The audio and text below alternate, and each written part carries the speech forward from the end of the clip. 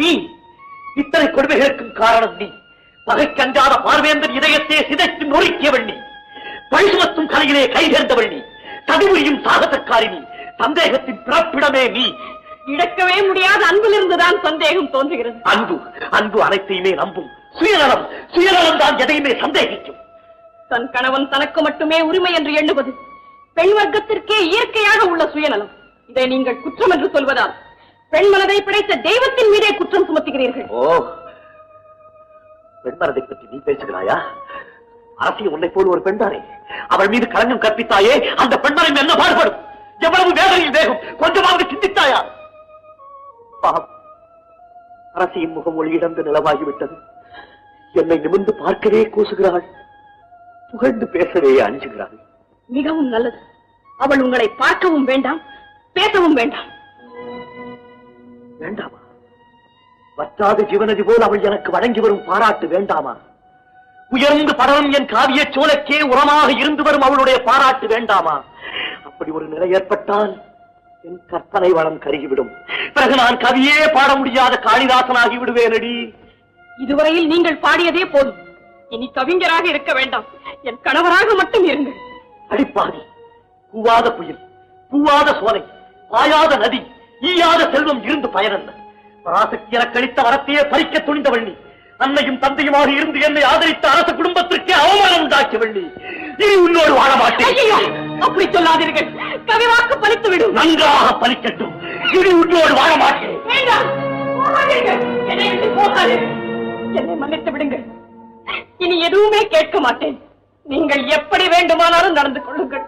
ஆனால் என்னை விட்டு போய்விடாதீர்கள். தீயை மூட்டுவோராலேயே பிறகு அதை அணைக்க முடிவதில்லை.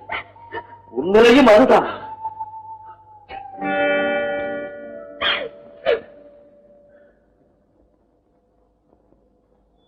வீணான சந்தேகம் அன்பின் அடித்தளத்தையே அசைத்து விட்டது.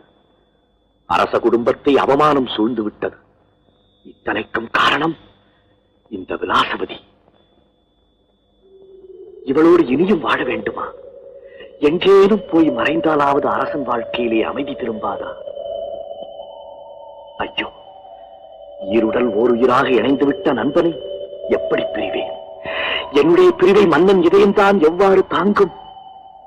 இல்லை, நான் போகத்தான் வேண்டும்.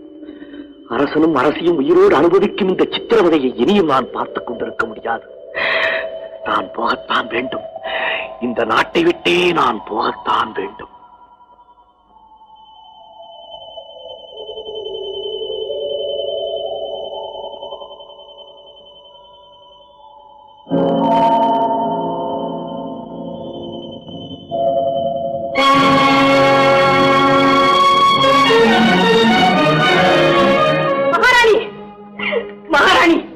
மறைத்து விடுங்கள்.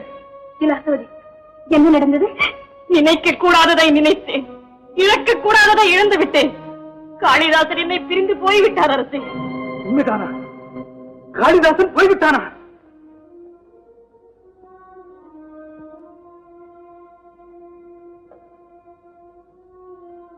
கல்நெஞ்சனே, நீ உன் மனைவியை பிரியலாம், மற்றவர்களை பிரியலாம். என்னையே பிரிய உனக்கு எப்படியடா மனம் வந்தது? விலாசவதி மிகவும் கலங்கிவிட்டார். காளிதாசரை உடனே தேடி கொண்டு வர வேண்டும். எப்படி கண்டுபிடிப்பது? பிரிவதற்கென்றே போனவன் தெரியும் வகையில் இருக்க மாட்டான். காளிதாசா, காளிதாசா,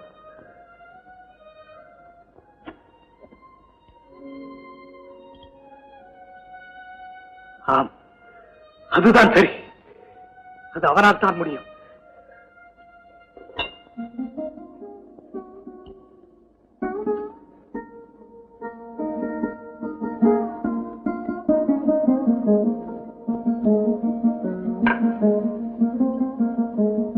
நேய கவிக்குயிலே, நீ இருந்த பூங்களை காய வைத்து போனதென்ன காரணமும்? அமைச்சரே, இதில் மீதி கவியை முடிப்பவர்க்கு நமது ராஜ்யத்தில் பாதியை தருவோம். இதை தேசமெங்கும் அறிவிக்க செய்யும். உடனே ஏற்பாடு செய்கிறேன்.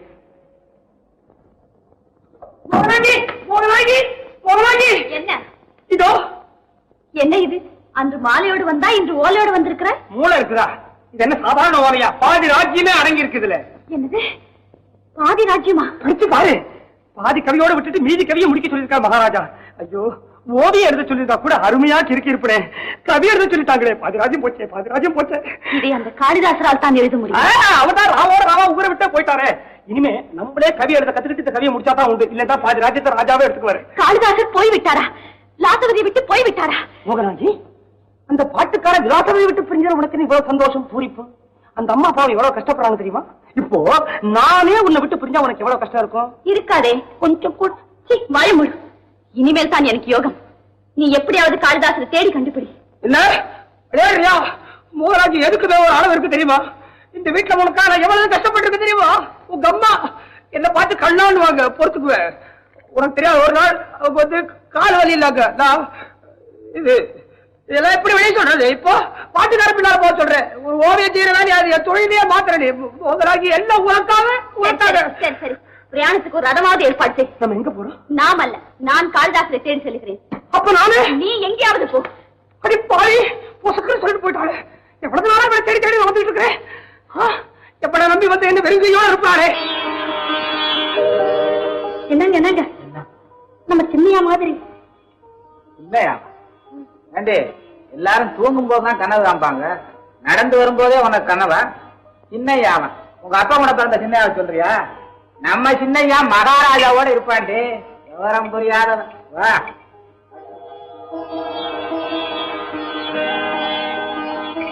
என்னங்க, நம்ம சின்னையாவே தான். சின்னையாவன் யாரா? பைத்தியக்காரி. அவன் அப்பவே பல்லாக்கல வந்தான். இனிமே வந்தா தேரை தாண்டி வருவான், நடந்தா வருவான். இவனோ பரதேசி. சீக்கிரம் வா, தேங்காய கேப்பான். வா வா.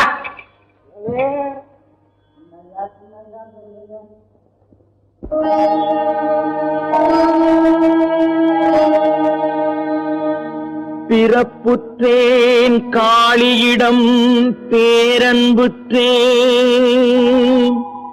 பேச்செல்லாம் கவிமழையாய் பெருகும் ஞானம் வரப்பெற்றேன், செல்வத்தின் வளமும் பெற்றேன், மன்னரொடும் சரிசமமாய் மகிழும் வண்ணம் சிறப்புற்றேன், காதல் மனம் சேர்க்க வந்த திருமதியாய் பழிச்சொல்லை செவியுற்றேன், நான் வெறுப்புற்றேன், வாழ்வினிலே விரக்தியுற்றேன், விதிமுடிவு தேவதையே விரைந்து நீ வா, விதிமுடிவு தேவதையே விரைந்து நீ வா. மகனே, விதியின் முடிவை விரும்பி அழைக்கிறாயா? அது வேண்டிய பொழுது வராது, வெறுக்கும் பொழுது நிற்காது. எல்லாம் நடக்க வேண்டிய காலத்தில் தான் நடக்கும். இனி இங்கே நிற்காது.